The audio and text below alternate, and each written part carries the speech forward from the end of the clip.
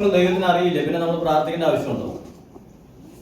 ദൈവം സർവജ്ഞാനിയാണ്, ദൈവത്തിന് നമ്മുടെ ആവശ്യങ്ങൾ അറിയാം. അങ്ങനെയുള്ള ചിന്തകളൊക്കെ ആളുകളുടെ ഇടയിൽ ഉടലെടുത്തിട്ടുണ്ട്. ദൈവം എല്ലാം അറിയുന്നവനാണ്, അല്ലെ? നമ്മുടെ എല്ലാ കാര്യങ്ങളും ദൈവത്തിന് അറിയാം, പിന്നെ നമ്മൾ പ്രാർത്ഥിക്കേണ്ട ആവശ്യമുണ്ടോ? എന്നാൽ നാം പ്രാർത്ഥിക്കേണ്ട ആവശ്യമുണ്ട്. പ്രാർത്ഥന എന്ന് പറയുന്നത് ദൈവത്തിന്റെ ഒരു കൽപ്പനയാണ്. യേശുക്രിസ്തുവാണ് പ്രാർത്ഥനയുടെ അതുല്യമായ മാതൃക എന്ന് പറയുന്നത്. യേശുക്രിസ്തുവിന്റെ ജീവിതം പ്രാർത്ഥനയിൽ കുതിർന്നൊരു ജീവിതമായിരുന്നു. അതിരാവിലെ ഇരുട്ടുള്ളപ്പോഴും മലയിൽ കയറി പിതാവായ ദൈവത്തോട് പ്രാർത്ഥിച്ചത് നാം സുവിശേഷങ്ങളിലൂടെയൊക്കെ വായിക്കുന്നു. രാത്രി മുഴുവൻ പർവ്വതങ്ങളിലും മറ്റിടങ്ങളിലൊക്കെ ദൈവത്തിന്റെ വചനം സംസാരിച്ചു. വളരെ വൈകിയാണ് താൻ വിശ്രമിക്കാനായി കടന്നു പോകുന്നെങ്കിലും അതിരാവിലെ ഇരുട്ടുള്ളപ്പോൾ താൻ മലയിൽ കയറിപ്പോയി പ്രാർത്ഥിച്ചു എന്ന് നമുക്ക് കാണുവാൻ കഴിയുന്നുണ്ട്. വളരെ തിരക്കുകളുടെ നടുവിലും യേശു കർത്താവ് തന്റെ ജീവിതത്തിൽ പിതാവായ ദൈവത്തോട് പ്രാർത്ഥിച്ചിരുന്നു. നമ്മളൊക്കെ വലിയ തിരക്കുള്ളവരാണ്. ആ തിരക്കുകളുടെ നടുവിൽ നമ്മൾ ഒഴിവാക്കുന്ന ഒന്നാണ് പ്രാർത്ഥന, അല്ലേ? എന്താണ് പ്രാർത്ഥനയ്ക്ക് വരാത്തെന്ന് ചോദിച്ചാൽ, എന്റെ വാസ്തവ ഭയങ്കര തിരക്കാണ്, ബിസിയാണെന്നാണല്ലോ പറയുന്നത്. ഒരു തിരക്കുമില്ല, അതിലേക്ക് നമ്മൾ പോകുന്നതായിരിക്കും. പക്ഷെ നമ്മൾ പ്രാർത്ഥനയാണ് ഒഴിവാക്കുന്നത്. എന്നാൽ നമ്മുടെ കർത്താവാണ് ഏറ്റവും വലിയ മാതൃക.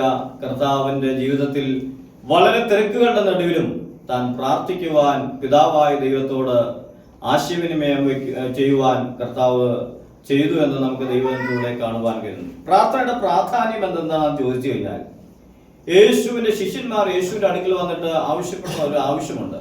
ഞങ്ങൾ എന്ത് ചെയ്യണം? പ്രാർത്ഥിക്കുവാൻ പഠിപ്പിക്കണം. ഞങ്ങൾ അത്ഭുതം ചെയ്യുവാൻ പഠിപ്പിക്കണമെന്നോ കാനാവിലെ കല്യാണ വീട്ടിലെ പച്ചവെള്ളത്തെ എങ്ങനെ വീഞ്ഞാക്കി എന്നൊന്നുമല്ല അവർ ചോദിച്ചത്. ഞങ്ങൾ എന്ത് ചെയ്യണം? പ്രാർത്ഥിക്കുവാനായിട്ട് പഠിപ്പിക്കണം. അവിടെ കർത്താവ് ശിഷ്യന്മാരെ പ്രാർത്ഥിക്കുവാനായിട്ട് പഠിപ്പിക്കുന്നത് നമുക്ക് കാണുവാൻ കഴിയും. അപ്പൊ പ്രാർത്ഥനയ്ക്ക് വലിയ പ്രാധാന്യമുണ്ട്. പ്രാർത്ഥനയിലൂടെ മാത്രമേ അസാധ്യങ്ങളെ സാധ്യമാക്കി തീർക്കുവാൻ കഴിയൂ. ഇന്നത്തെ കാലഘട്ടം എന്ന് പറഞ്ഞാൽ റോബോട്ടിക് യുഗമാണ്, AI-യുടെ യുഗമാണ്, ആർട്ടിഫിഷ്യൽ ഇന്റലിജൻസിന്റെ യുഗമാണ്. എല്ലാം ഉണ്ടെന്ന് പറഞ്ഞാലും ഈ കാലഘട്ടം വളരെ കണ്ടുപിടുത്തങ്ങളുടെയും വളരെ റോബോട്ടിക് യുഗമാണെന്ന് പറഞ്ഞാലും ഒടുവിൽ അവർ പറയുന്ന ഒരു കാര്യമുണ്ട്: ഞങ്ങൾക്ക് ചെയ്യാനുള്ളതെല്ലാം ഞങ്ങൾ ചെയ്തു, ഇനി പ്രാർത്ഥനയിലൂടെ മാത്രമേ കഴിയൂ. ഇന്ന് ഇവിടെ രാവിലെ സമയമായിരിക്കുന്ന പ്രിയരെ, പ്രാർത്ഥനയ്ക്ക് അതിപ്രാധാന്യമുണ്ട്. സ്വർഗത്തെ ചലിപ്പിക്കുവാൻ കഴിയുന്ന പീരങ്കിയാണ് പ്രാർത്ഥന എന്ന് പറയുന്നത്. ദൈവത്തോടുള്ള അഭേദ്യമായ ബന്ധം പ്രാർത്ഥനയിലൂടെയാണ് നാം സ്ഥാപിച്ചെടുക്കുന്നത്. നാം എങ്ങനെയാണ് പ്രാർത്ഥിക്കേണ്ടത്? ഇന്ന് രാവിലെ സമയം ഇവിടെ കടന്നു വന്നിരിക്കുന്ന പ്രിയപ്പെട്ടവരെ, നാം ദൈവത്തിൽ പ്രാർത്ഥിക്കുവാനായി കടന്നു വന്നിരിക്കുമ്പോൾ നാം പ്രാർത്ഥിക്കേണ്ടത് വിശ്വാസത്തോടു കൂടിയാണ് പ്രാർത്ഥിക്കേണ്ടത്. എന്താണ് വിശ്വാസം എന്ന് പറഞ്ഞത്? വിശ്വാസം എന്നത് ആശിക്കുന്നതിന്റെ ഉറപ്പും കാണാത്ത കാര്യങ്ങൾ നിശ്ചയമാകുന്നു എന്ന് എബ്രായർ 11:1 പ്രതിപാദിക്കുന്നു. പിന്നെയും 11-ാം അധ്യായത്തിലേക്ക് കടന്നു വരുമ്പോൾ അവിടെ പറയുന്ന വിശ്വാസത്തെ കുറിച്ച് പറയുന്നത് എങ്ങനെയാണ്? ദൈവത്തിന്റെ അടുക്കൽ വരുന്നവൻ ദൈവം ഉണ്ടെന്ന് വിശ്വസിക്കണം. അപ്പൊ ഇന്ന് പ്രാർത്ഥനയ്ക്ക് കടന്നു വന്നിരിക്കുന്ന എല്ലാ പ്രിയപ്പെട്ടവരും എന്ത് വിശ്വസിക്കണം? ദൈവം ഉണ്ടെന്ന് വിശ്വസിക്കണം. എല്ലാ ചെറുപ്പക്കാരും എന്ത് ചെയ്യണം? ദൈവം ഉണ്ടെന്ന് വിശ്വസിക്കണം. കാരണം ഇന്നത്തെ ചെറുപ്പക്കാർക്ക് ദൈവം ഇല്ല എന്നൊക്കെ വിശ്വാസം വളരെ വർദ്ധിച്ചിരിക്കുന്ന ഒരു കാലഘട്ടത്തിലാണ്. ദൈവത്തിന്റെ അടുക്കൽ വരുന്ന എല്ലാവരും വിശ്വസിക്കണം. ആരുണ്ട്? ഒരു ദൈവമുണ്ട്, ജീവിക്കുന്ന ഒരു ദൈവമുണ്ട്, വിശുദ്ധ ബൈബിൾ വെളിപ്പെടുത്തുന്ന ഒരു ദൈവമുണ്ട്. ആ ദൈവത്തിന്റെ സ്വഭാവ ഗുണങ്ങൾ എന്തൊക്കെയാണ്, ആട്രിബ്യൂട്ട്സ് എന്തൊക്കെയാണ്, അത് നാം മനസ്സിലാക്കണം. ദൈവത്തിന്റെ അടുക്കൽ വരുന്നവൻ ദൈവം ഉണ്ടെന്ന് വിശ്വസിക്കുമ്പോൾ, ഞാൻ ആരാധിക്കുന്ന, ഞാൻ പ്രാർത്ഥിക്കുന്ന ദൈവം സർവശക്തനായ ദൈവമാണെന്ന് വിശ്വസിക്കണം. ഓൾമൈറ്റി ഗോഡ്, എൽ ഷദായ് എന്നാണ് അതിന് പറയുന്ന വാക്ക്.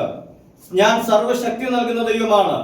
99 വയസ്സുള്ള അബ്രഹാമിനോട് ദൈവം പറയുകയാണ്, സംസാരിക്കുകയാണ്: അബ്രഹാമേ, ഞാൻ സർവശക്തി നിനക്ക് നൽകുന്ന ദൈവമാണ്. അബ്രഹാം തന്റെ ശരീരത്തിലേക്ക് നോക്കുമ്പോൾ ബലഹീനമായ ശരീരം, വാഗ്ദത്തങ്ങൾ നിറവേറുന്നില്ല. 75-ാമത്തെ വയസ്സിൽ വാഗ്ദത്തം ലഭ്യമായതാണ്: ഞാൻ നിന്റെ തലമുറയെ ആകാശത്തിലെ നക്ഷത്രങ്ങളെ പോലെ കടൽക്കരയിലെ മണൽത്തരികളെ പോലെ ആക്കുമെന്ന് വാഗ്ദത്തം കൊടുത്തത് ദൈവമാണെങ്കിലും കാലങ്ങൾ മുൻപോട്ട് പോയി. 90-98 വർഷങ്ങളായി, 99 വർഷങ്ങളായി വാഗ്ദത്തം നിറവേറുന്നില്ല. എന്നാൽ സർവശക്തനായ ദൈവം അബ്രഹാമിനോട് പറയാണ്, അബ്രഹാമേ, ഞാൻ സർവശക്തി നൽകുന്ന ദൈവമാണ്. ഇന്ന് ഈ രാവിലെ സമയം പ്രാർത്ഥനയ്ക്കായി കടന്നു വന്ന പ്രിയപ്പെട്ടവരെ, നാം പ്രാർത്ഥിക്കുമ്പോൾ ഞാൻ സർവശക്തനായ ദൈവത്തോടാണ് പ്രാർത്ഥിക്കുന്നത്. എന്റെ സകല പ്രശ്നങ്ങൾക്കും അവൻ പരിഹാരം തരും. മുടങ്ങിക്കിടക്കുന്ന പ്രാർത്ഥനകൾക്ക് മറുപടി തരുമെന്ന് ഇന്ന് രാവിലെ വിശ്വാസത്തോടെ നാം ദൈവസന്നിധിയിൽ നിന്ന് പ്രാർത്ഥിക്കുവാനായിട്ട് തയ്യാറാണ്.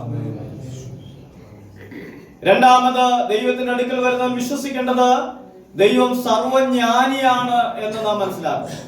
സർവജ്ഞാനി എന്ന വാക്കിന്റെ അർത്ഥം നമ്മുടെ ദൈവത്തിന് സകലതും അറിയാം. ചിലപ്പോൾ ചിലർ പറയാറുണ്ട്, പാസ്റ്റർക്ക് എന്റെ പ്രശ്നങ്ങൾ അറിയുന്നില്ല, നമ്മുടെ ബുദ്ധിമുട്ടുകൾ അറിയുന്നില്ല എന്നൊക്കെ വരും. പക്ഷേ നമ്മുടെ കർത്താവ് നമ്മുടെ എല്ലാ കാര്യങ്ങളും അറിയും. സർവജ്ഞാനിയായ ദൈവം നമ്മുടെ ആവശ്യങ്ങളെല്ലാം ദൈവം അറിയുന്നുണ്ട്. നമ്മുടെ ഭാരങ്ങൾ അറിയുന്നുണ്ട്, നമ്മുടെ വേദനകൾ അറിയുന്നുണ്ട്, നമ്മുടെ തലമുറകളെ കുറിച്ചുള്ള ആകുലതകൾ അറിയുന്നുണ്ട്, അവരുടെ ഭാവി സംബന്ധിച്ചുള്ള നമ്മുടെ ആശങ്കകളെല്ലാം അറിയുന്ന സർവജ്ഞാനിയായ ദൈവത്തോടാണ് നമ്മുടെ ആവശ്യങ്ങൾ നാം പങ്കുവയ്ക്കുന്നത്. ഇന്ന് രാവിലെ സമയം മുതൽ വൈകിട്ട് വരെ നാം അതാണ് ഇവിടെ പങ്കുവയ്ക്കുന്നത്. മൂന്നാമതായി, ദൈവത്തിന് അടുക്കൽ വരുന്നവൻ ദൈവം ഉണ്ടെന്ന് വിശ്വസിക്കുമ്പോൾ ആ ദൈവത്തിന്റെ പ്രത്യേകത സർവ്വവ്യാപിയായ ദൈവമാണ്. സർവ്വവ്യാപി എന്ന വാക്കുകൊണ്ട് അർത്ഥമാക്കുന്നത് നമ്മുടെ ദൈവത്തിന്റെ സാന്നിധ്യം എല്ലായിടത്തും ഉണ്ട്. നാം ഇവിടെ നിന്ന് പ്രാർത്ഥിക്കുമ്പോഴുണ്ട്, മറ്റൊരു സ്ഥലത്ത് മറ്റേ ആളുകൾ പ്രാർത്ഥിക്കുമ്പോൾ അവിടെയുമുണ്ട്. മറ്റു ഭൂഖണ്ഡങ്ങളിൽ അവിടെ ദൈവത്തിന്റെ നാമത്തിൽ പ്രാർത്ഥിക്കുമ്പോൾ 2 or 3 പേർ കൂടുന്നവരുടെ നടുവിൽ ഞാൻ ഉണ്ട് എന്നാണ് അരുളി ചെയ്തത് കർത്താവ്. അങ്ങനെയാണെങ്കിൽ കർത്താവിന്റെ സാന്നിധ്യം നമ്മുടെ നടുവിൽ കടന്നു വരും. അത്യുന്നതനായ ദൈവത്തോടാണ് നാം പ്രാർത്ഥിക്കുന്നത്. ഹല്ലേലൂയ. അത്യുന്നതൻ എന്ന വാക്കിന്റെ അർത്ഥം എന്താണ്? ദൈവത്തിന്റെ ശക്തിയുടെ മുകളിൽ മറ്റൊരു ശക്തി. അത്യുന്നതനായ ദൈവം. അതൊക്കെ നമ്മുടെ ഉള്ളിലേക്ക്, നാം ഹൃദയത്തിലേക്ക് ഇറങ്ങിയിട്ട് വേണം പ്രാർത്ഥിക്കാൻ. ചില ആളുകൾ പറയും, ആ ശക്തിയുടെ പോരാട്ടം, ഈ ശക്തിയുടെ പോരാട്ടം, അതിലെ പോയപ്പോ ആ പോരാട്ടം അടിച്ചു, അല്ലെ? അങ്ങനെയൊക്കെ പറയുന്ന ആളുകളുണ്ട്. ഞാൻ ആ രോഗിക്ക് വേണ്ടി പ്രാർത്ഥിക്കാൻ പോയി, നടുവേനയ്ക്ക് വേണ്ടി പ്രാർത്ഥിക്കാൻ പോയപ്പോ ആ നടുവേന എനിക്ക് തിരിച്ചു വന്നു. അപ്പൊ ഈ ശക്തിയുടെ കാര്യം എന്താ? അങ്ങനെ പറയുന്ന ദാസന്മാരും പ്രവാചകന്മാരൊക്കെ ഉണ്ട്. അങ്ങനെയൊന്നും പോരാട്ടമൊന്നും വരുന്നില്ല. നാം ആരാധിക്കുന്ന ദൈവം, നാം വിളിച്ചപേക്ഷിക്കുന്ന ദൈവം അത്യുന്നതനായ ദൈവമാണ്. എന്ന് പറഞ്ഞു കഴിഞ്ഞാൽ ദൈവത്തിന്റെ ശക്തിയുടെ മുകളിൽ മറ്റൊരു ശക്തിയില്ല. ആ ദൈവത്തിനോട് സമനാകാനാണ് ലൂസിഫർ ശ്രമിച്ചത്. അവിടെയാണ് ദൈവം ലൂസിഫറിനെ വെട്ടി താഴേക്ക് ഇടുന്നത്. അങ്ങനെയാണെങ്കിൽ നാം പ്രാർത്ഥിക്കുന്ന അത്യുന്നതനായ ദൈവത്തോടാണ്. ഇന്ന് രാവിലെ സമയം മുതൽ വൈകിട്ട് വരെ നാം പ്രാർത്ഥിക്കുന്ന അത്യുന്നതനായ ദൈവത്തോടാണ്.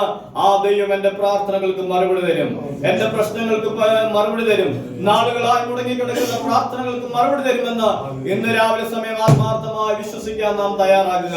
സെഖര്യാവേ, ഭയപ്പെടേണ്ട, നിന്റെ പ്രാർത്ഥനയ്ക്ക് ഉത്തരമായെന്ന് പറഞ്ഞ് ദൂതൻ പ്രത്യക്ഷപ്പെട്ടതുപോലെ കാലങ്ങളേറെ പ്രാർത്ഥിക്കുന്ന വിഷയമാണെങ്കിലും ഇന്ന് രാവിലെ സമയം വിശ്വാസത്തോടെ പ്രാർത്ഥിക്കുക. ദൈവം നമ്മുടെ പ്രാർത്ഥനകൾക്ക് മറുപടി തരുന്ന ദൈവം. എന്തിനാണ് നാം പ്രാർത്ഥിക്കുന്നത്? ഇതൊരു ദൈവത്തിന്റെ കൽപ്പനയാണ്. കർത്താവ് പറഞ്ഞു, പരീക്ഷകൾ അകപ്പെടാതിരിക്കാൻ നാം പ്രാർത്ഥിക്കുക. പരീക്ഷകൾ എന്ന് പറയുന്നത് പ്രലോഭനങ്ങളാണ്. ആ പ്രലോഭനങ്ങൾ കൊണ്ടുവരുന്ന പിശാചാണ്. പ്രലോഭനങ്ങളെ അതിജീവിക്കാൻ ഈ പ്രാർത്ഥനയിലൂടെ മാത്രമേ കഴിയൂ. നമ്മുടെ ക്രിസ്തീയ ജീവിതത്തിൽ പോരാട്ടങ്ങളുണ്ട്.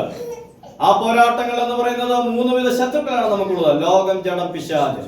ഈ ലോകത്തെയും ജഡത്തെയും പിശാചിനെയും അതിജീവിക്കണമെങ്കിൽ നമ്മുടെ കായിക ബലം കൊണ്ടോ നമ്മുടെ കരുത്ത് കൊണ്ടോ ആവില്ല.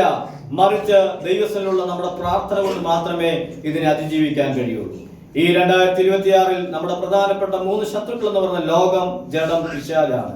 ഇതിനെ അതിജീവിക്കണമെങ്കിൽ പ്രാർത്ഥനയിലൂടെ മാത്രമേ കഴിയുള്ളൂ. അത് ദൈവത്തിൽ നമുക്ക് ഏറ്റെടുക്കാം. ഈ സന്ദേശങ്ങൾ നമുക്ക് അനുഗ്രഹമായി തീരട്ടെ.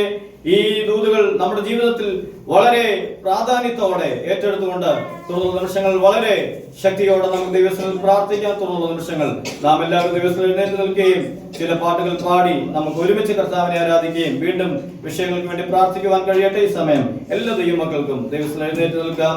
ഈ സമയം കോയർ പാട്ടുകൾ പാടി നമുക്ക് ഒരുമിച്ച് കർത്താവിനെ ആരാധിക്കാം. പരിശുദ്ധാത്മാവിനായി നമ്മെ ഉപയോഗിക്കും.